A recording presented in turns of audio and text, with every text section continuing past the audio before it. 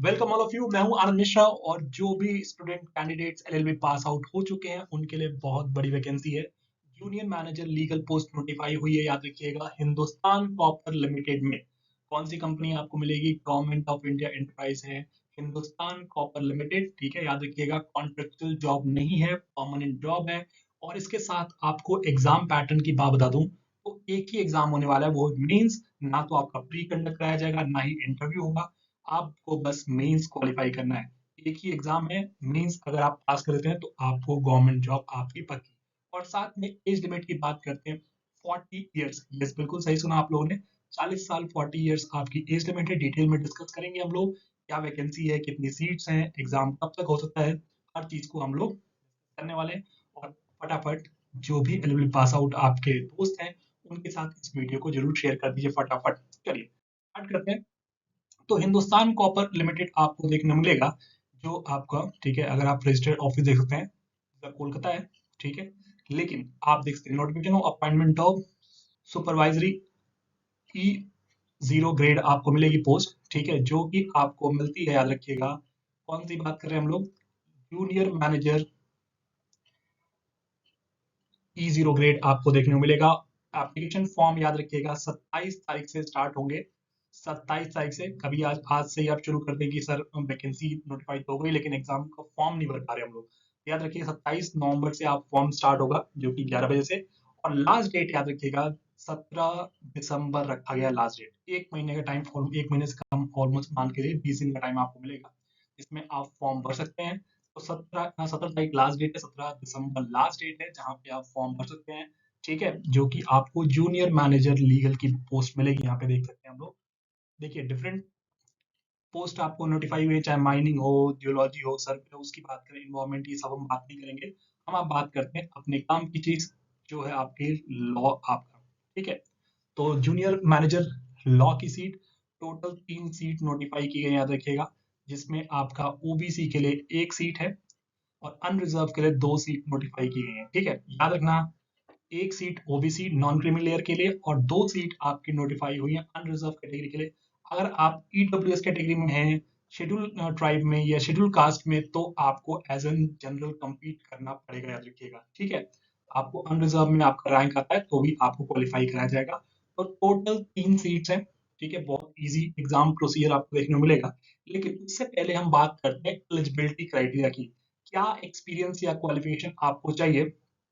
ठीक है, junior manager legal के लिए बात करते हैं, तो लॉ के लिए आप देख सकते हैं, अगर आपके पास ग्रेजुएशन डिग्री है, अगर आपने मान लीजिए बीए किया हुआ है या बीएससी किया हुआ है या बीकॉम किया है, उस केस में 5 इयर्स का एक्सपीरियंस चाहिए आपको। ठीक है, अगर आपने बीए किया हुआ है या बीकॉम बीएससी की बात कर रहे हैं तो उसके साथ आपको 5 साल का एक्सपीरियंस है, तो आप इस एग्जाम को भर सकते हैं, अप्लाई कर सकते हैं। लेकिन अगर आपके पास एलएलबी या 5 ईयर इंटीग्रेटेड एलएलबी है, या तो एलएलबी 3 इयर्स का एलएलबी किया हो आपने बीए के बाद या बीकॉम के बाद, या आपने 5 ईयर इंटीग्रेटेड बीएलएलबी कोर्स किया हो, तो उसके साथ आपका 2 साल का एक्सपीरियंस अगर है, चाहे वो लिटिगेशन की बात करें, लीगल फील्ड में आपको होना चाहिए, याद रखिएगा, तो ऐसे केस में आपको कंसीडर किया जाएगा।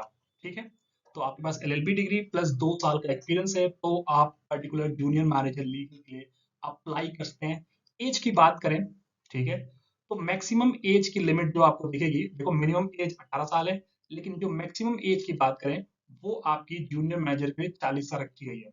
ये 40 इयर्स अनरिजर्व के लिए अगर आप देखेंगे तो अनरिजर्व कैटेगरी के लिए आपको 40 साल मिनिमम एज है।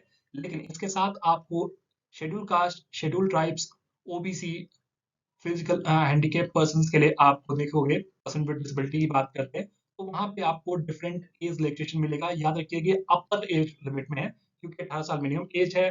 तो शेड्यूल ट्राइब के लिए 5 साल का एज रिलैक्सेशन दिया गया है। जो ओबीसी नॉन क्रीमी लेयर है उनके लिए 3 साल का एज रिलैक्सेशन है।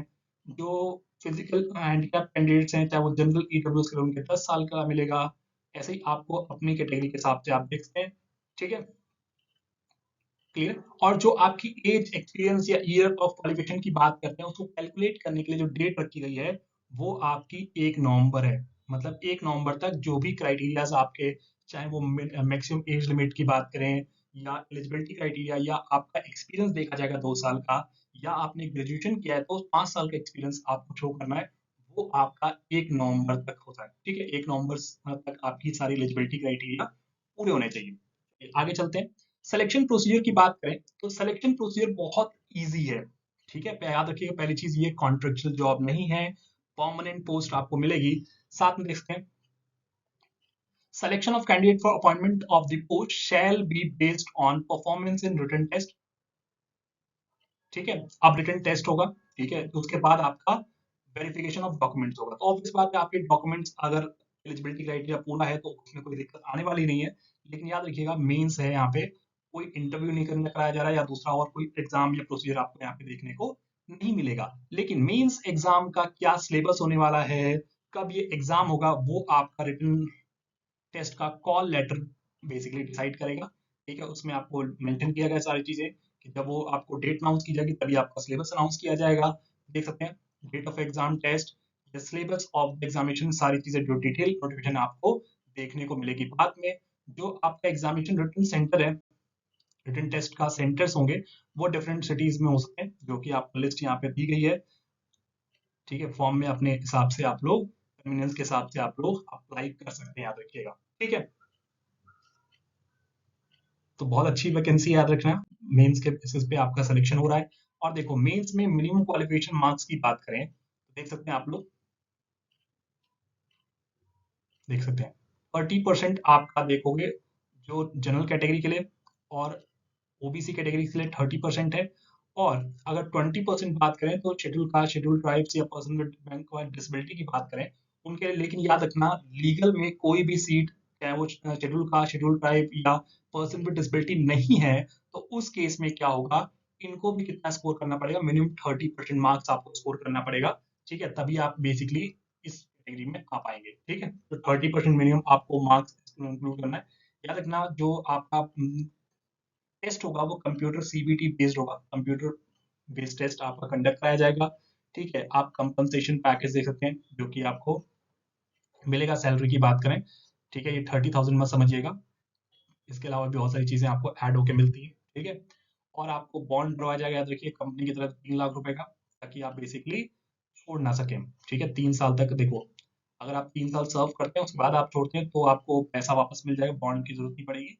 लेकिन अगर आपने 3 साल से पहले बेसिकली छोड़ दिया, कंपनी को छोड़ा है, तो उस केस में 3 लाख रुपए आपको पे करने पड़ेंगे एज अ, ठीक है, बॉन्ड में आप जो मिनिमम अमाउंट एग्जीक्यूशन की बात कर रहे हैं। एप्लीकेशन फॉर्म जो आपका मैं बता चुका हूँ ऑलरेडी, 27 तारीख से आ रहा है। तो देख सकते हैं जो एप्लीकेशन फीस है वो 500 रुपये रखी गई है। ठीक है, किन कैंडिडेट्स के लिए, चाहे वो जनरल हो, ओबीसी कैंडिडेट्स हो, ईडब्ल्यूएस कैटेगरी के लिए, और इसके अलावा जो भी कैंडिडेट्स हैं अदर कैटेगरीज में, अदर कैंडिडेट्स एग्जाम किए गए हैं। ठीक है, फीस की बात करें, क्लियर है सबको? इसका मतलब जनरल कैटेगरी से अगर आप आते हैं, ओबीसी कैटेगरी से आते हैं या ईडब्ल्यूएस कैटेगरी से आते हैं, तो आपको एप्लीकेशन फीस 500 पे करनी है, उसके अलावा आपको पे नहीं करना पड़े बाकी कैटेगरीज के लिए।